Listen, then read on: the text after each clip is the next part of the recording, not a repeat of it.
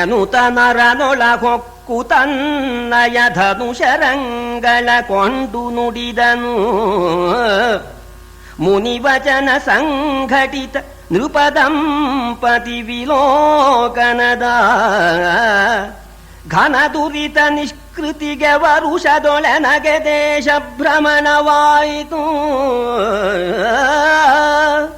ಮುನಿವಚನ ಸಂಘಟಿತ ನೃಪದಂಪತಿ ವಿಲೋಕನದ ಘನ ದುರಿತ ನಿಷ್ಕೃತಿಗೆ ವರುಷದೊಳನಗೆ ದೇಶ ಭ್ರಮಣವಾಯಿತು. ಎಲೆ ಜನಪ ಚಿಂತಿಸಬೇಡೆನುತ ಹೊರಬಂಟನ ಪಾರ್ಥ. ಅಂತಃಪುರ ಪ್ರವೇಶ ಮಾಡಿ ಧನುರ್ಬಾಣಗಳನ್ನೆಲ್ಲ ತೆಗೆದುಕೊಂಡು ಹರಕೆ ಕಟ್ಟಿಡೋದಲ್ಲ, ಪ್ರಾಯಶ್ಚಿತ್ತ ಮೊದಲು ಮಾಡ್ಕೊಂಡ್ಬಿಡ್ಬೇಕು. ಅಣ್ಣನಿಗೆ ಹೇಳೇ ಬಿಟ್ಟ, ಅಣ್ಣ ನಾವು ಮಾಡಿರ್ತಕ್ಕಂಥ ನಾರದ ಋಷಿಗಳು ಹೇಳಿದ ನಿಬಂಧನೆಯನ್ನು ಮೀರ್ತಕ್ಕಂತಹ ಪ್ರಸಂಗ ಬಂತು, ಅದಕ್ಕೋಸ್ಕರ ಒಳಗೆ ಬಂದಿದ್ದೇನೆ. ನಾನು ಪುನಃ ತೀರ್ಥಯಾತ್ರೆ ಮಾಡ್ಕೊಂಡೇನೆ ತಮ್ಮ ದರ್ಶನ ನಾನು ಮಾಡ್ತೇನೆ, ಯೋಚನೆ ಮಾಡಬೇಕಾದ್ದಿಲ್ಲ. ಅರ್ಜುನ ಎಲ್ಲಿ ಹೋದ ಅಂತ ಯೋಚನೆ ಮಾಡಬೇಡ, ಅಂತಹ ಪ್ರಸಂಗ ಬಂದ್ಬಿಡ್ತು, ತೀರ್ಥಯಾತ್ರೆ ಮುಗಿಸ್ಕೊಂಡೇ ಬರ್ತೇನೆ 1 ವರ್ಷ ಕಾಲ ಅಂತಂದ. ಆಗ ಧರ್ಮರಾಜ ಅಂದ, ಅರ್ಜುನ ಸ್ವಲ್ಪ ತಡಿ, ಅಣ್ಣನ ಅಂತಃಪುರಕ್ಕೆ ತಮ್ಮ ಬಂದ್ರೆ ದೋಷ ಇಲ್ಲ, ತಮ್ಮನ ಅಂತಃಪುರಕ್ಕೆ ಅಣ್ಣ ಹೋದ್ರೆ ದೋಷ ಅಂತ ಇದೆ, ನಂದೇನು ಬೇಜಾರಿಲ್ಲ, ನಾ ಅಣ್ಣ, ದೋಷ ಇಲ್ಲ ಅಂದ. ಆಗ ಅರ್ಜುನ ಅಂದ, ನವ್ಯಾಜೇನ ಚರೇ ಧರ್ಮಂ. ಅಣ್ಣಯ್ಯ ನೀನೇ ಹೇಳಿದೀಯ, ಯಾವಾಗಲೂ ಕೂಡ ಒಂದು ನೆವದಿಂದ ಧರ್ಮವನ್ನ ನಾವು ನಡೆಸೋಕೆ ಹೋಗಬಾರ್ದು. ನಾವು ಪ್ರತಿಜ್ಞೆ ಮಾಡಿರೋದು ಏಕಾಂತದಲ್ಲಿದ್ದಾಗ ಅವರ ಅಂತಃಪುರಕ್ಕೆ ನಾವು ಹೋದರೆ 1 ವರ್ಷ ತೀರ್ಥಯಾತ್ರೆ ಮಾಡ್ಕೋಬೇಕು ಅಂತ ನಾವು ನಿಬಂಧನೆ ಮಾಡಿರೋದು, ಅಲ್ಲಿ ಅಣ್ಣಂದು ತಮ್ಮಂದು ಅಂತಲ್ಲ. ಈಗ ನಿನ್ನ ಅಂತಃಪುರಕ್ಕೆ ನಾ ಬಂದ್ಬಿಟ್ಟಿದ್ದೇನಿಲ್ಲ, ಅಣ್ಣನ ಅಂತಃಪುರಕ್ಕೆ ತಮ್ಮ ಬಂದ್ರೆ ದೋಷ ಇಲ್ಲ ಅಂತ. ಒಂದ್ ಪಕ್ಷ ನೀನೇ ಬಂದಿದ್ರೆ ಅದಕ್ಕೆ ಹಂಗೂ ಹೇಳ್ಬೋದಲ್ಲ, ತಮ್ಮನ ಅಂತಃಪುರಕ್ಕೆ ಅಣ್ಣ ಬಂದು ದೋಷ ಇಲ್ಲ ಕಣಪ್ಪ, ಇದು ವ್ಯಾಜ ಧರ್ಮ ಅಂತ ಈ ತರಹ ಇರ್ಕೊಳ್ಳೋದು. ಒಂದು ಅಂದ್ರೆ ಒಂದೇನೆ, ನಾವು ಅವಾಗ ಏನಾದ್ರು ಮಾಡಿದ್ವೇನು, ಅಂತಃಪುರದಲ್ಲಿ ದಂಪತಿಗಳಿದ್ದಾಗ ಹೋಗಬಾರ್ದು ಅಂತ, ಹೋಗ್ಬಿಟ್ಮೇಲೆ ಮುಗೀತು, ಅಣ್ಣನೋ ತಮ್ಮನೋ ಯೋಚನೆ ಮಾಡಬೇಡ ಅಂತಂದ. ಸರಿ, ಅಣ್ಣನಿಗೆ ನಮಸ್ಕಾರ ಮಾಡಿ ಧನುರ್ಬಾಣಗಳನ್ನು ತೆಗೆದುಕೊಂಡು ಹೊರಟವನು ಕಳ್ಕೊಂಡಿದ್ರಲ್ಲ ಬ್ರಾಹ್ಮಣರು, ಅವ್ರನ್ನ ಕರೆದು ಕೇಳಿದ, ಎಲ್ಲಿದ್ದಾರೆ? ಈ ಕಡೆ ಓಡೋದ್ರು ಎಲ್ಲ ಹೊತ್ಕೊಂಡು ಅಂತ. ಸರಿ ಬನ್ನಿ ನನ್ನ ಜೊತೆಲಿ ಅಂತ ಹೇಳಿ ಕಳ್ಕೊಂಡವ್ರನ್ನು ಕೂಡ ಕರ್ಕೊಂಡು ಹೋದ. ಕಾಳ್ರೇನು ಒಂದು ಪಟ್ನಾನೇ ಕಟ್ಕೊಂಡ್ಬಿಟ್ಟಿದ್ದಾರೆ. ನುಗ್ಗಿದ ಅರ್ಜುನ, ಬಳ್ಳಿಗಳ ಕುರಿದರಿದು ಭೂಸುರರೂರುಗಳ ಸೆರೆತುರುಗಳನ್ನು ತಂದಿತ್ತನರ್ಜುನನು ಆ ಮಹೀಸುರನ. ತುರುಗಿದಾಶೀರ್ವಾದ ಮಳೆಗಳು ಕರೆಯೇ, ತುರುಗಿದಾಶೀರ್ವಾದ ಮಳೆಗಳು ಕರೆಯೇ, ಹೆಚ್ಚಿದ ವೀರ ಕೀರ್ತಿಯ ತೊರೆಗಳೊಳು ತೇಕಾಡುತ್ತಿದ್ದುದು ಸಕಲ ಜನನಿಕರ. ಪದ್ಯ ಆದರೂ ಕುಮಾರವ್ಯಾಸ ಹೇಳೋ ಜೋಕ್ ನೋಡಿ, ಇರಿದು ಕಳ್ಳರ ಪಳ್ಳಿಗಳ ಕುರಿದರಿದು ಭೂಸುರರ ಊರುಗಳ ಸೆರೆತುರುಗಳನ್ನು ತಂದಿತ್ತನು ಅರ್ಜುನನು. ಏನು ಎಷ್ಟು ಸುಲಭ ಮಹಾನುಭಾವ, ಅವನಿಗೇನು ಬಾಡಿದಾಕ್ಬಿಟ್ಟ. ಕಳ್ಳರನ್ನೆಲ್ಲ ಅವರ ಊರುಗಳನ್ನೆಲ್ಲ ಕತ್ತರಿಸಿ ಪುಡಿ ಪುಡಿ ಮಾಡಿ ತಗೊಂಡೋಗಿ, ಸ್ವಾಮಿ ನಿಮ್ಮ ಪದಾರ್ಥಗಳನ್ನೆಲ್ಲ ಅಂತ ಹೇಳಿ ಆ ಅಗ್ರಹಾರಕ್ಕೆ ತುಂಬಿಡೋಣ. ಯಾಕಂತಾರೆ, ಸುಖವಾಗಿದ್ರೆ ರಾಜನಂತಾರಿಯೇ ಅಪ್ಪ. ಅವಾಗ ಬ್ರಾಹ್ಮಣರೆಲ್ಲ ಸೇರಿ ಆಶೀರ್ವಾದದ ಮಳೆ ಕರೆಸಿಬಿಟ್ರು. ಆಶೀರ್ವಾದದ ಮಳೆ ಕರೆಸೋಣ, ಆ ಮಳೆಯಿಂದ ಈ ಕೀರ್ತಿ ಪ್ರವಾಹ ಹರಿದು ಬಿಡ್ತು. ಆಶೀರ್ವಾದ ಮಳೆಗಳಿಂದ ಉಂಟಾದ ಕೀರ್ತಿ ಪ್ರವಾಹ ತುಂಬಿ ಹರಿಯೋಣ. ಜನ ಎಲ್ಲ ತೇಲಾಡ್ಬಿಟ್ರಂತೆ ಅಲ್ಲಿ, ಆ ಕೀರ್ತಿ ಪ್ರವಾಹದಲ್ಲಿ ತೇಲಾಡ್ಬಿಟ್ರು. ಅಂದ್ರೆ ಬ್ರಾಹ್ಮಣರು ಸಂತೋಷದಿಂದ ತುರುಗಿದ ಆಶೀರ್ವಾದ ಅಂತ ಹೇಳ್ತಾರೆ, ಸಂತೋಷದಿಂದ ಆಶೀರ್ವಾದ ಮಾಡಿದ್ರು. ಸರಿ, ಎಲ್ಲ ಪದಾರ್ಥವನ್ನು ಕೊಟ್ಟು ಹೊರಟ. ಯೋಚನೆ ಮಾಡಿದ, ಪ್ರದಕ್ಷಿಣಾನಿ ಕುರುವೀತ ವೃಕ್ಷಂಗಾಂ ದೇವತಾನ್ ತಥಾ ವಿಪ್ರಂಗಾನ್ ದೇವತಾನ್ ತಥಾ ಅಂತ. ಯಾವಾಗಲೂ ಕೂಡ ಅಶ್ವತ್ಥ ವೃಕ್ಷ, ಗೋವು, ದೇವಸ್ಥಾನ, ಬ್ರಾಹ್ಮಣರು ಇವರನ್ನ ಪ್ರದಕ್ಷಿಣೆ ಮಾಡಬೇಕು ಅಂತ. ಪ್ರದಕ್ಷಿಣೆ ಮಾಡೋದು ಅಂದ್ರೆ ಇನ್ನೇನಿಲ್ಲ, ಬಲಕ್ಕೆ ಬಿಟ್ಕೊಂಡ್ಬಿಟ್ಟು ನಾವು ಹೋಗ್ಬಿಟ್ರೆ ಪ್ರದಕ್ಷಿಣೆ, ಎಡಕ್ಕೆ ಬಿಟ್ರೆ ಅಪ್ರದಕ್ಷಿಣೆ. ಸರಿ, ಈ ವಾಹನ ನಿಯಮನ ನೋಡಿ, ಅವರು ಪ್ರದಕ್ಷಿಣೆ ಮಾಡಿದಾಗ ಆಗತ್ತೆ, ಇವರು ಪ್ರದಕ್ಷಿಣೆ ಮಾಡಿದಾಗ ಆಗತ್ತೆ ನೋಡಿ. ಬಲಕ್ಕೆ ಬಿಟ್ಕೊಂತಾನೆ ಅವ್ರು ಹೋಗೋದು. ಎಡದಲ್ಲೇ ಹೋಗ್ತಾರೆ ಇವರು ಎಡದಲ್ಲಿ ಹೋಗ್ತಾರೆ, ಅವರು ಎಡದಲ್ಲಿ ಬರ್ತಾರೆ. ಅವರಿಗೆ ಅವ್ರ ಪ್ರದಕ್ಷಿಣೆ, ಇವರಿಗೆ ಇವ್ರ ಪ್ರದಕ್ಷಿಣೆ. ಹಾಗೆ ಅರ್ಜುನ ಯೋಚನೆ ಮಾಡ್ದ, ಹೇಗೋ 12 ತಿಂಗಳು ನಾನು ತೀರ್ಥಯಾತ್ರೆ ಮಾಡಬೇಕು, ಪ್ರದಕ್ಷಿಣವಾಗಿ ಹೋಗ್ಬಿಡೋಣ ಅಂತ ಹೇಳಿ ಉತ್ತರ, ಪೂರ್ವ, ದಕ್ಷಿಣ, ಪಶ್ಚಿಮ ಅಂತ ಅದು ಪ್ರದಕ್ಷಿಣೆ ಆಗತ್ತೆ ನೋಡಿ. ಉತ್ತರದಿಂದ ಪೂರ್ವಕ್ಕೆ, ಆಮೇಲೆ ದಕ್ಷಿಣ, ಆಮೇಲೆ ಪಶ್ಚಿಮ. ಸರಿ, ಆಮೇಲೆ ನಮ್ಮ ಇಂದ್ರಪ್ರಸ್ಥಕ್ಕೆ ಬಂದ್ಬಿಡೋದು ಅಂತ ಯೋಚನೆ ಮಾಡಿಕೊಂಡು ಸರಿ ಉತ್ತರಕ್ಕೆ ಹೋದ. ಮೊದಲು ಧಾರುಣೀಪತಿ ಕೇಳು, ಗಂಗಾ ತೀರ ಕೈದಿದನರ್ಜುನನು, ಭಾಗೀರಥಿ ಸ್ನಾನಾವಗಾಗ ವಿಶುದ್ಧ ವಿಗ್ರಹನ, ದೂರದಲ್ಲಿ ಕಂಡು ಉರಗ ರಾಜಕುಮಾರಿ, ದೂರದಲ್ಲಿ ಕಂಡು ಉರಗ ರಾಜಕುಮಾರಿ, ವರಿಸಿದಳೊಲವಿನಲಿ ಜಂಭಾರಿ ತನಯನನು, ಇಳುಗಿದಳು ಪಾತಾಳ ಮಂದಿರಕ್ಕೆ. ಗಂಗಾ ತೀರಕ್ಕೆ ಹೋದ, ಗಂಗೆಯನ್ನು ಸ್ತೋತ್ರ ಮಾಡಿದ, ಗಂಗೆಯಲ್ಲಿ ಸ್ನಾನ ಮಾಡಿದ. ಜಗಜ್ಜನನಿ ಜಾಹ್ನವಿ ತ್ವಯಿ ನಿಮಜ್ಜತ ಜನ್ಮಿನ ಸದಾಶಿವ ಶಿರಸ್ಥಿತ ಶಿವಕರೀತಿ ಕಿಂ ಬ್ರೂಮಹೆ. ಗಂಗೆ ಮಹಿಮೆ ಇದು ಸಾಮಾನ್ಯವಾಗಿಲ್ಲ. ಒಬ್ಬ ಮಹಾನುಭಾವರು ಈ ರೀತಿ ಹೊಗಳ್ತಾ ಇದ್ದಾರೆ ಗಂಗೆನ. ಜಗಜ್ಜನನಿ ಜಾಹ್ನವಿ, 3 ಲೋಕಕ್ಕೂ ತಾಯಿ ಅಮ್ಮ ಗಂಗಾದೇವಿ. ತ್ವಯಿ ನಿಮಜ್ಜತಾಂ ಜನ್ಮಿನಾಂ, ಯಾರು ಬಂದು ನಿನ್ನಲ್ಲಿ ಮುಳುಗ್ತಾರೋ ಅಂಥವರಿಗೆ ಸದಾಶಿವ ಶಿರಸ್ಥಿತ ಶಿವಕರೀತಿ ಕಿಂ ಬ್ರೂಮಹೆ, ಅಂಥವರಿಗೆ ಶಿವವನ್ನ, ಶಿವ ಅಂದ್ರೆ ಮಂಗಳ, ಉಂಟು ಮಾಡ್ತಾ ಇದೀಯ. ಇದೇನು ಮಹಾ ಒಂದು ಆಶ್ಚರ್ಯವಲ್ಲ.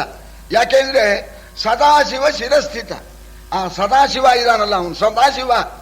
ಸದಾಶಿವನ ತಲೆ ಮೇಲೆ ಕೂತ್ಕೊಂಡು ಮುಖ್ಯ ಅಧಿಕಾರ ನಡೆಸ್ತಕ್ಕಂಥ ನಿನಗೆ, ನಿನ್ನಲ್ಲಿ ಮುಳುಗಿದವರಿಗೆ ಕಿಂಚಿತ್ ಶಿವ ಕೊಡೋದೇನು ಮಹಾ ದೊಡ್ಡದು ಅಂತ. ಸದಾಶಿವನ ಶಿರಸ್ನಲ್ಲಿ ಅಧಿಕಾರ ನಡೆಸೋಳು. ಇದಂತೂ ಮಹದದ್ಭುತಂ ಜಗತಿ ಜಾತು ನಾಲೋಕಿತಂ. ಈಗ ಹೇಳ್ತಕ್ಕಂಥದ್ದು ಇದೆಯಲ್ಲ, ಇದು ಬಹಳ ಅದ್ಭುತ. ಈ ಪವಾಡ ಇದಂತೂ ಮಹದದ್ಭುತಂ ಜಗತಿ ಜಾತು ನಾಲೋಕಿತಂ ಯದಚ್ಯುತ ಪದಚ್ಯುತಾಪಿ ಪದಮಚ್ಯುತಂ ಯಚ್ಛಸಿ. ಅಧಿಕಾರದಲ್ಲಿ ಇದ್ದೆ. ಎಂಥ ಅಧಿಕಾರ? ದೊಡ್ಡ ಅಧಿಕಾರ. ಅಚ್ಯುತ ಪದ, ಅಚ್ಯುತನ ಪಾದದ ಮೇಲೆ ಅಧಿಕಾರ ನಡೆಸ್ತಾ ಇದ್ದೆ. ಅಲ್ಲಿಂದ ಡಿಸ್ಮಿಸ್ ಆಗಿಬಿಟ್ಟೆ ನೀನು, ಸಸ್ಪೆಂಡ್ ಆಗಿಬಿಟ್ಟೆ ನೀನು. ಸಸ್ಪೆಂಡ್ ಅಧಿಕಾರಿ ಇರ್ತಾನೆ ನೋಡಿ, ಅವನಿಗೇನೂ ಇಲ್ಲ, ಮನೇಲೆ ಕೂತಿರ್ತಾನವ. ಒಬ್ಬ ಅಧಿಕಾರಿಗೆ ಸಸ್ಪೆಂಡ್ ಆಯ್ತು ಅಂತಂದ್ರೆ ಅವನ ಕತೆ ಮುಗೀತು ಅಂತ, ಅವನ ಮನೇಲೆ ಕೂತಿರ್ಬೇಕು, ಏನೂ ಇಲ್ಲ ಅವನಿಗೆ. ಅಚ್ಯುತನ ಪದದಲ್ಲಿ ಇದ್ದೆ ನೀನು. ಅಧಿಕಾರ ಕಳ್ಕೊಂಡಿರ್ತಕ್ಕ ನೀನು ಅಚ್ಯುತ ಪದಚ್ಯುತಾಪಿ ಪದಮಚ್ಯುತಂ ಯಚ್ಛಸಿ. ಮುಳುಗಿದವರಿಗೆ ಅಚ್ಯುತ ಪದವಿ ಕೊಡ್ತಾ ಇದೆಯಲ್ಲ, ಈ ಪವಾಡ ಯಾರಿಂದ ತಾನೇ ಸಾಧ್ಯ ಅಂತ ಒಬ್ರು ಡೆಪ್ಟಿ ಕಮಿಷನರು ಅವರು ಸಸ್ಪೆಂಡ್ ಆಗ್ಬಿಟ್ರು. ಅವರು ಅವಾಗ ಅವನ್ ಜವಾನ್ ಕರೆದು, ಅಲ್ಲ ನಿನಗೆ ಅಧಿಕಾರ ಕೊಟ್ಟಿದ್ದೀನಿ, ಕೂತ್ಕೊಳ್ಳೋ ನಾಳೆಯಿಂದ ಸೀಟ್ ಮೇಲೆ ಅಂದ್ರೆ ಅವ್ನು ಕೂತ್ಕೊಂಡು ನಡೆಸೋಕ್ಕಾಗತ್ತೆ ಅಥವಾ ನಡೆಸಿಬಿಟ್ಟ. ಅದು ಅದ್ಭುತ ಅಲ್ವೇ? ಹಾಗೆ ಅಚ್ಯುತನ ಪದದಿಂದ ಚ್ಯುತಳಾದ ನೀನು ಅಚ್ಯುತ ಪದವಿಯನ್ನ, ಮುಕ್ತಿ ಮೋಕ್ಷ ಪದವಿಯನ್ನು ಕೊಡ್ತೀಯ ಅಂತ ಅನ್ನೋದು ಅದ್ಭುತವಾಗಿದೆ ಅಂತ. ಭಾಗೀರಥಿ ಸ್ನಾನ, ಗಂಗಾ ಸ್ನಾನ ಮಾಡಿದ ಮೇಲೆ ಪಾಪ ಉಳಿಯೋದುಂಟೇನೋ, ಮುಳುಗಿಬಿಟ್ಟ. ವಿಗ್ರಹನ ಪಾಪ ಎಲ್ಲ ಕಳೆದೋಯ್ತು. ಅದೇ ಸಂದರ್ಭಕ್ಕೆ ಯೋಗ ಇದು, ಇದಕ್ಕೆ ಆಕಸ್ಮಿಕ ಅಂತ ಹೇಳ್ತಾರೆ. ಪಾತಾಳರಾಜನ, ಆ ನಾಗರಾಜನ ಮಗಳಾಗಿರ್ತಕ್ಕಂಥ ಉಲೂಪಿ ಅದೇ ಕಾಲಕ್ಕೆ ಬಂದು ಇವು ಭಾಗೀರಥಿಯಲ್ಲಿ ಸ್ನಾನ ಮಾಡಿ ದಡ ಹತ್ಬೇಕು ಅಂತ ಎದ್ದ. ನೋಡಿದ್ಲು ಸಾಕ್ಷಾತ್ ಮನ್ಮಥ ಇದ್ದಾಗಿದ್ದಾನೆ. ಅವನನ್ನು ಹಾಗೇನೆ ಪಾತಾಳಕ್ಕೆ ಕರ್ಕೊಂಡು ಹೋಗ್ಬಿಟ್ರು. ಅರ್ಜುನ ಹಾಗೆ ಹೀಗೆ ನೋಡ್ತಾ ಇದ್ದಾನೆ. ಅವನಿಗೆ ಆಶ್ಚರ್ಯ, ಏನು ಎಲ್ಲಿಗೆ ಬಂದ್ಬಿಟ್ಟೆ? ನೀವು ಪಾತಾಳದ ಅರಮನೆಗೆ ಬಂದಿದ್ದೀರಿ. ಯಾರು ಕರ್ಕೊಂಬಂದ್ರು? ನಾನೇ ಕರ್ಕೊಂಬಂದೆ. ಯಾಕೆ ಕರ್ಕೊಂಬಂದೆ? ನಿಮ್ಮನ್ನು ಮದುವೆ ಮಾಡ್ಕೋಬೇಕು ಅಂತ ನಾನು ಕರ್ಕೊಂಬಂದೆ. ನಾನು ಮನಸ್ಸ ಒರೆಸಿಬಿಟ್ಟಿದ್ದೀನಿ ಅಂತ ನೋಡ. ಇವಂದ ಇದುವರಲ್ಲೇ ತಮಾಷೆ. ಸರಿ, ಏನು ನೀ ಕರ್ಕೊಂಬಂದ್ಬಿಟ್ರೆ ನಾ ಮದುವೆ ಆಗ್ಬೇಕಾ? ಒಂದು ವಿಚಾರ ತಿಳಿದೆ ಅನ್ನೋಣ. ಆಗ ಅವಳು ಹೇಳಿದ್ಲು, ಆ ಉಲೂಪಿ ಹೇಳಿದ್ಲು, ಐರಾವತ ಎಂಬತಕ್ಕಂಥ ಈ ನಾಗ ಕುಲದಲ್ಲಿ ಐರಾವತ ಎಂಬತಕ್ಕಂಥ ಒಬ್ಬ ಮಹಾನುಭಾವ, ಅವನ ಮಗ ಕೌರವ್ಯ ಅಂತ ಹೇಳಿ ಒಬ್ಬ ಈ ನಾಗಶ್ರೇಷ್ಠ, ಅವನ ಮಗಳು ನಾನು ಉಲೂಪಿ, ನನ್ನ ಅಣ್ಣ ವಾಸುಕಿ ಅಂತ ಹೇಳಿ ವಂಶವನ್ನೆಲ್ಲ ಹೇಳಿ ನಾನು ನಿನ್ನನ್ನು ಮೋಹಿಸ್ಬಿಟ್ಟು ಕರ್ಕೊಂಡ್ಬಂದಿದ್ದೇನೆ. ನೀನು ಆತ್ಮದಾನ ಮಾಡದೇ ಇದ್ರೆ ನಾನು ಪ್ರಾಣನೇ ಕಳ್ಕೊಂಡ್ಬಿಡ್ತೇನೆ. ಅಂಥ ಪುಣ್ಯ ನಿನಗೆ ಹೊರತಕ್ಕಂಥ ಪ್ರಸಂಗ ಇದೆ. ಈಗ ನೀನು ನನ್ನನ್ನು ಪರಿಗ್ರಹಿಸಬೇಕು ಅಂತಂದಾಗ ಉಭಯೋವಂಶ ಶುದ್ಧಳು ಅಂತ ತಿಳ್ಕೊಂಡು ವಿಭವದಲ್ಲಿ ವಾಸುಕಿಯ ತಂಗಿಯನು ಉಭಯ ವಂಶ ವಿಶುದ್ಧೆಯನು ಹರಿನಿಭನು ಪಾಣಿಗ್ರಗಣವನು ಮಾಡಿದನು ಒಲವಿನಲಿ ಅಭಿಮತ ಕ್ರೀಡಾ ವಿನೋದದ ರಭಸದಲ್ಲಿ ದಿನ ಸವೆಯೇ ಗರ್ಭ ಪ್ರಭವವಾಯಿತು ಅಭಿಮತ ಕ್ರೀಡಾ ವಿನೋದದ ರಭಸದಲ್ಲಿ ದಿನ ಸಭೆಯೇ ಗರ್ಭ ಪ್ರಭವವಾಯಿತು ಕುಮಾರ ಜನಿಸಿದನು ಉರಗನಾರಿಯಲಿ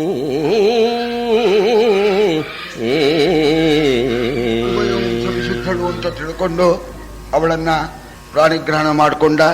ಕೆಲವು ದಿವಸ ಆನಂದವಾಗಿ ಉಲೂಪಿಯೊಡನೆ ಇದ್ದ. ಉಲೂಪಿ ಗರ್ಭ ಧರಿಸಿಬಿಟ್ಟು ಒಬ್ಬ ಮಗನನ್ನ ಪಡೆದ್ಲು. ಸುತ ನಿರಾವಾನೆನಿಸಿ ತೊಳಗಿದನು ಸುದನು ಇರಾವಾನೆನಿಸಿ ತೊಳಗಿದನು ಅತಿ ಬಹಳ ಬಲನು ಆತನನು ನಿಜ ಸತಿಯನು ಅಲ್ಲಿಯ ನಿಲ್ಲಿಸಿ ಕಳುಹಿಸಿಕೊಂಡನು ಚಿತದಲ್ಲಿ ಕ್ಷಿತಿಗೆ ಬಂದನು ಜಾಹ್ನವಿ ಸಂಗದ ಸಮುದ್ರದ ತೀರದಲ್ಲಿ ಸೇವಿತ ಸಕಲ ತೀರ್ಥೌಘನೈರಿದನು ಇಂದ್ರದಿಂಖವಾ. ಆ ಹುಡುಗನಿಗೆ ಇರಾವಂತ ಅಂತ ಹೆಸರು. ಬಹಳ ಬಲಿಷ್ಠ. ಭಾರತ ಯುದ್ಧದಲ್ಲಿ ಬರ್ತಾನೆ ಇವನು. ಪಾಂಡವರ ಪರವಾಗಿ ಹೋರಾಡ್ತಾನೆ. ಇರಾವಂತ ಅಂತ. ಆಗ ಉಲೂಪಿಗೂ ಸಮಾಧಾನ ಮಾಡಿ ಆ ಮಗನಿಗೂ ಸಮಾಧಾನ ಮಾಡಿ ಅಲ್ಲಿಂದ ಹೊರಟ. ಆಗ ಉಲೂಪಿ ಅವಳು ಸರ್ಪಶ್ರೇಷ್ಠನ ಮಗಳು. ಅವಳಿಗೆ ಬೇಕಾದಂಥ ವರವನ್ನು ಕೊಡ್ತಕ್ಕಂಥ ಶಕ್ತಿ ಇದೆ. ಅವಳು ಹೇಳಿದ್ಲು, ಭೂಲೋಕದಲ್ಲೇ ನಿನಗೆ ಎಲ್ಲಾ ಕಡೆಯಲ್ಲೂ ಜಯವೇ ವಿನ ಪರಾಜಯವೇ ಇಲ್ಲ. ನಾನು ವರ ಕೊಡ್ತೇನೆ. ನೀರಿನಲ್ಲೂ ಭೂಮಿಯಲ್ಲಿ ನಿನಗೆ ಹಾಗೆ ಎಲ್ಲಾ ಕಡೆಗೂ ಸಂಚಾರ ಮಾಡಿ ಗೆಲ್ತಕ್ಕಂಥ ಯೋಗ್ಯತೆ ಇದೆಯೋ, ನೀರಿನಲ್ಲೂ ಕೂಡ ನಿನಗಂಥ ಯೋಗ್ಯತೆ ಬರಲಿ ಅಂತ ವರ ಕೊಟ್ಲು. ಒಂದು. ಇನ್ನೊಂದು, ಜಲಚರ ಪ್ರಾಣಿಗಳು, ಮೊಸಳೆ, ತಿಮಿಂಗಿಲ, ಯಾವುದೇ ಆಗಲಿ ನೀರಿನ ಪ್ರಾಣಿ, ಅವುಗಳು ನಿನ್ನ ಸ್ವಾಧೀನವಾಗಬೇಕು. ಅದು ಒಂದು ವರ. ಈ ಎರಡು ವರಗಳನ್ನು ಕೊಟ್ಟು ಕರ್ಕೊಂಡ್ಬಂದು ಮತ್ತೆ ಗಂಗಾ ನದಿ ದಡದಲ್ಲಿ ಬಿಟ್ಟು ಹೋದ್ಲು. ಅಲ್ಲಿಂದ ಮುಂದೆ ಉತ್ತರ ದಿಕ್ಕಿನ ತೀರ್ಥಯಾತ್ರೆಯನ್ನೆಲ್ಲ ಮಾಡಿಕೊಂಡವನು ಹಾಗೆ ಪೂರ್ವ ದಿಕ್ಕಿಗೆ ಇಳಿದಿದ್ದಾನೆ. ಗಂಗಾ ಸಂಗಮ ಸ್ಥಳದಲ್ಲಿ ಸ್ನಾನ ಮಾಡಿಕೊಂಡು ಹಾಗೆ ದಕ್ಷಿಣದ ಕಡೆಗೆ ತಿರುಗಿದ. ಅರಸ ಕೇಳು ಉತ್ತರದ ಪೂರ್ವದ ಪರಮತೀರ್ಥ ವ್ರಾತವನು ವಿಸ್ತರಿಸಿ ಸಾಗರ ತೀರದಲ್ಲಿ ದಕ್ಷಿಣ ದಿಶಾವರೆಗೆ ತಿರುಗಿದನು. ದಕ್ಷಿಣ ದಿಶಾವರೆಗೆ ತಿರುಗಿದನು. ತತ್ಪಂಚ ಗೋದಾವರಿಯ ತೀರಕ್ಕೆ ತುಂಗಭದ್ರಾವರ ನದಿಯನ್ನುತ್ತರಿಸಿ ಕಾಂಚೀನಗರ ಕೈತಂದ. ಕೆಲವೆಲ್ಲ ಇವರು ಸ್ವಲ್ಪ ಸೂಚನೆ ಕೊಡ್ತಾರೆ. ಉತ್ತರದ ಆ ತೀರ್ಥ ಎಲ್ಲ ಸ್ನಾನ ಮಾಡಿಕೊಂಡು ಸರಿ ಪೂರ್ವ ಬಂದ. ಗಂಗಾ ಸಾಗರ ಸಂಗಮ ಅಲ್ಲಿ ಸ್ನಾನ ಮಾಡಿಕೊಂಡು ಆಮೇಲೆ ದಕ್ಷಿಣದ ದಿಕ್ಕಿಗೆ ಬರ್ತಾ ಇದ್ದಾಗ ಗೋದಾವರಿ ನದಿ ಸಿಗುತ್ತೆ. ಆ ಗೋದಾವರಿಯಲ್ಲಿ ಸ್ನಾನ ಮಾಡಿದ್ದಾನೆ. ಆ ಗೋದಾವರಿ ವಿಚಾರಕ್ಕೆ ಹೇಳ್ತಾರೆ, ಗೋದಾವರಿ ಗಂಗೆಯ ಮಹಿಮೆ ಉಳ್ಳದ್ದು ಅಂತ, ವೃದ್ಧ ಗಂಗಾ ಅಂತ ಹೇಳ್ತಾರೆ. ಒಬ್ರು ಭಕ್ತರು ಹೇಳ್ತಾ ಇದ್ದಾರೆ, ನಕೇನಾಪಿ ಶ್ರುತಂ ದೃಷ್ಟಂ ವಾರಿಣ ವಾರಿ ಶುಷ್ಯತಿ. ನೀರಿಂದ ನೀರು ಒಣಗೋದು ಅಂತ ಅನ್ನೋದನ್ನ ಯಾರು ನೋಡಿಲ್ಲ, ಯಾರು ಕೇಳಿಲ್ಲ. ನೀರಿಗೆ ನೀರು ಹಾಕಿದ್ರೆ ಒಣಗುತ್ತೆ ಅಂದ್ರೆ ಇದೊಂದು ಪವಾಡ. ಅಹೋ ಗೋದಾವರಿ ವಾರ ಭವ ಸಿಂಧುರ್ ವಿಶಿಷ್ಯತೆ.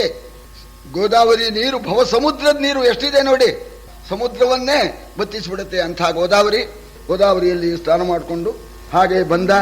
ತುಂಗಭದ್ರಾ ವರ ನದಿಯ ಉತ್ತರಿಸಿ ತುಂಗಾ ನಾರಾಯಣ ಸಾಕ್ಷಾತ್ ಭದ್ರಾದೇವೋ ಮಹೇಶ್ವರ ತುಂಗಭದ್ರೇತಿ ವಿಖ್ಯಾತೆ.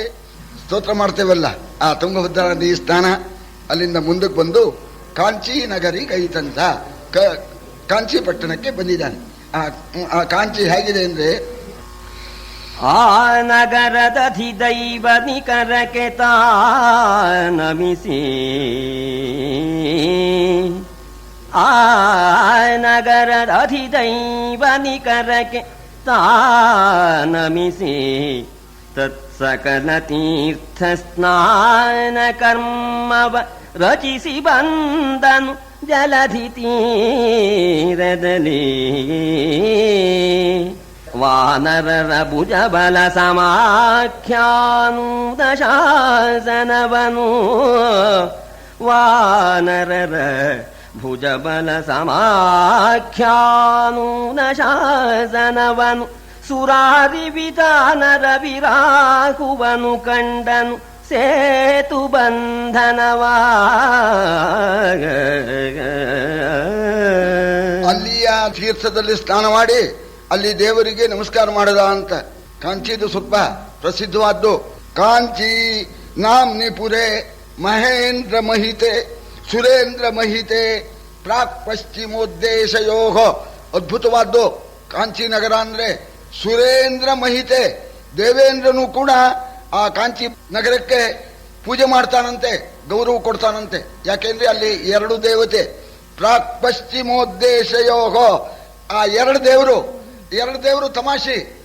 ಕಾಂಚಿ ಪಟ್ಟಣದ ಪೂರ್ವದಲ್ಲಿ ಒಂದು ದೇವರು, ಪಶ್ಚಿಮದಲ್ಲಿ ಒಂದು ದೇವರು. ಚಿತ್ರಂ ದೈವತಯೋಹ ಚಿರನ್ ನಿವಸತೋಹ ನೀತಿರ್ ವಿರುದ್ಧ ಮಿಥಃ. ಇಬ್ರು ಪೂರ್ವ ಪಶ್ಚಿಮ ಅಂತ ಹೇಗೆ ವಿರೋಧವಾಗಿದೆಯೋ ಹಾಗೆ ಅಲ್ಲಿ ಎರಡು ದೇವರು ಚಿರನ್ನಿವಸತೋಹ, ಬಹಳ ಕಾಲದಿಂದ ಕೃತಿಯುಗದಿಂದ ಅಲ್ಲಿ ವಾಸ ಮಾಡ್ತಾ ಇದ್ದಾರಂತೆ ಎರಡು ದೇವರು. ಆ ಎರಡು ದೇವರ ನೀತಿನೂ ಪರಸ್ಪರ ವಿರೋಧ. ಒಂದೇವರು ಏಕೋ ಹಿ ದ್ವಿಜರಾಜಮಪ್ಯಥರಯತಿ ಅನ್ಯಸ್ತಂ ಉತ್ತಂಸಯತಿ. ಒಬ್ಬ ದೇವರು ಬ್ರಾಹ್ಮಣನ್ನ ತುಳಿತಾನಂತವನು, ದ್ವಿಜರಾಜಂ ಅಧರಯತಿ. ದ್ವಿಜರಾಜ ಅಂತ, ದ್ವಿಜರಾಜ ಶಬ್ದಕ್ಕೆ ಎರಡು ಅರ್ಥ ಇದೆ. ದ್ವಿಜರಾಜ ಅಂದ್ರೆ ಬ್ರಾಹ್ಮಣ ಶ್ರೇಷ್ಠ ಅಂತ. ಅಧರಯತಿ, ಅವನು ಕೆಳಗೆ ಮಾಡ್ಬಿಟ್ನಂತೆ ಒಬ್ಬ ದೇವರು. ಇನ್ನೊಬ್ಬನು ಉತ್ತಂಸಯತಿ, ಅವನ ತಲೆ ಮೇಲೆ ಹೊತ್ಕೊಳ್ತಾನಂತೆ ಆ ದ್ವಿಜರಾಜನ್ನ. ಇಲ್ಲಿ ಇನ್ನೇನು ಸ್ವಾರಸ್ಯ, ನಾರಾಯಣ ಒಂದು ವಿಷ್ಣು ದೇವತ, ಶಿವಕಂಚಿ ವಿಷ್ಣುಕಂಚಿ ಅಂತ. ವಿಷ್ಣು ಕಂಚಿಲಿ ವಿಷ್ಣು ದೇವತ ವರದರಾಜ ಸ್ವಾಮಿ. ಆ ವರದರಾಜ ಸ್ವಾಮಿ ವರ್ಣನೆ. ಅವನು ದ್ವಿಜರಾಜಂ ಅಧರಯತಿ. ದ್ವಿಜರಾಜ ಅಂದ್ರೆ ಪಕ್ಷಿರಾಜ, ಗರುಡನ್ನ ಕೆಳಗೆ ಮಾಡಿ ಅವನ ಮೇಲೆ ಕೂತ್ಕೊಂಡಿದ್ದಾನೆ ಅಂತ ಅಷ್ಟೇ ಅರ್ಥ. ಇನ್ನೊಬ್ಬವನು ದ್ವಿಜರಾಜಂ ಚಂದ್ರನನ್ನ ಉತ್ತಂಸಯತಿ, ತಲೆ ಮೇಲೆ ಇಟ್ಕೊಂಡಿದ್ದಾನಂತೆ. ಆಮೇಲೆ ಅಂಗ್ರೌ ಹಂತ ಬಿಭರ್ತಿ ಕಶ್ಚಿತ್ ಅಪರಹ. ಅಯ್ಯೋ, ಒಬ್ಬವನು ಪಾಪ ಆ ಗಂಗೆನ ಕಾಲ ಮೇಲೆ ಹಾಕೊಂಡ್ಬಿಟ್ಟ ಅವನು. ಇನ್ನೊಬ್ಬವನು ಆ ಗಂಗೆನ ಶಿರಸ್ಸಿನಲ್ಲಿ ಕಶ್ಚಿತ್ ಅಪರಹ ಸ್ವೇಮೂರ್ಧನಿ ಸ್ವರ್ಧ್ವನಿ, ತಲೆ ಮೇಲೆ ಒಬ್ಬನು ಧರಿಸಿಕೊಂಡಿದ್ದಾನೆ ಅಂತ. ಗಂಗೆ ಇವನು ಪಾದದಲ್ಲಿ ಹುಟ್ಟಿದೆ, ಪರಮೇಶ್ವರನ ಶಿರಸ್ಸಿನಲ್ಲಿದೆ. ಆದ್ರಿಂದ ಅಲ್ಲಿ ಈ ಶಿವಕಂಚಿ ವಿಷ್ಣು ಕಂಚಿ ಅಂತ ಎರಡು ದೇವತೆಗಳನ್ನು ಕೂಡ ನೋಡಿದ್ದಾನೆ. ಏಕಾಂಬರೇಶ್ವರ ಸ್ವಾಮಿ ಅಂತಲೋ ಏನೋ ಈಶ್ವರ ದೇವರು. ಅಲ್ಲಿಂದ ಮುಂದಕ್ಕೆ ರಾಮಾಯಣದಲ್ಲಿ ಸೇತು ಕಟ್ಟಿದಾರಲ್ಲ, ಆ ಸೇತುಗೆ ಬಂದಂತೆ. ಆ ಸೇತು ನೋಡಿದ್ದಂತೆ. ಆ ಸೇತು ಹೇಗಿದೆ ಅಂತಂದ್ರೆ ವಾನರರ ಭುಜಬಲ ಸಮಾಖ್ಯಾನೂನ ಶಾಸನವನು ಅಂತ. ವಾನರರ ಬಲ ಸಾಮಾನ್ಯವಾಗಿರ್ತಕ್ಕಂಥದ್ದಲ್ಲ. ಆ ಕೀರ್ತಿ ಇದೆಯಲ್ಲ, ವಾನರರ ಬಲದ ಆ ಕೀರ್ತಿ ಇದೆಯಲ್ಲ, ಕುಂದಾಗದಂತೇನೆ ಶಾಸನ ಮಾಡಿದಾರು ಅಂತ. ಶಿಲಾಶಾಸನ ಆ ಸೇತುವೆ. ಅದು ಯಾತಕ್ಕೆ ಶಿಲಾಶಾಸನ ಅಂದ್ರೆ ವಾನರರ ಭುಜ ಪರಾಕ್ರಮಕ್ಕೆ ಕೀರ್ತಿ ಅಂತ ಇರ್ತಕ್ಕಂಥ ಶಿಲಾಶಾಸನ. ಅಂಥ ಸೇತುವನ್ನ ನೋಡಿದ್ದಾನೆ. ವರಧನುಷ್ಕೋಟಿಯಲಿ ಮಿಂದು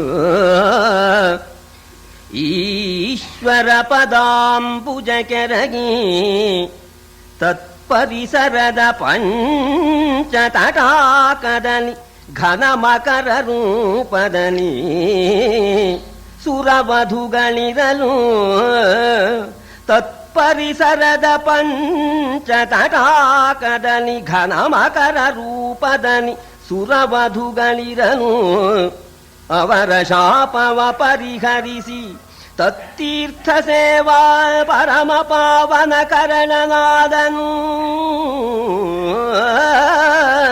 ತತ್ತೀರ್ಥ ಸೇವಾ ಪರಮ ಪಾವನ ಕರಣನಾದನು ಭೂಪ ಕೇಳೆಲ್ಲ.